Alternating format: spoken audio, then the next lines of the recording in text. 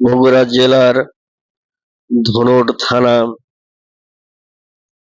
ভান্ডারবাড়ি ও গোসাইবাড়ি ইউনিয়নের মাঝে শিমুলবাড়ি যমুনা নদীর পাড়ে গড়ে উঠেছেন একটি নদীর ভাঙ্গন ঠেকানোর জন্য স্পার। এই স্পার যেন যমুনা নদীর এক অপরূপ সৌন্দর্য। যমুনা নদীর উত্তাল ঢেউ, পরন্ত বিকেলের ডুবুডুবু সূর্য,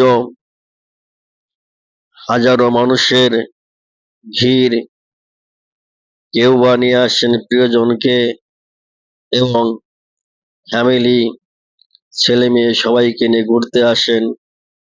বিকেল হলেই ভিড় জমে যায় এই স্পারে। কেউ ছবি ওঠান, কেউ বা ভিডিও করেন। আসলে এরকম একটি দৃশ্য দেখলে কার না ভালো লাগে, দেখার মতো একটি দৃশ্য। এই স্পারের পাশেই গড়ে উঠেছে বিভিন্ন ধরনের মুখরোচক খাবার, যেমন ফুচকা, ঝালমুড়ি, চানাচুর, বিভিন্ন ধরনের খাবার। প্রিয় বন্ধুগণ, ভিডিওটি ভালো লাগলে প্রত্যেকেই বেশি বেশি করে লাইক, কমেন্ট ও শেয়ার করবেন।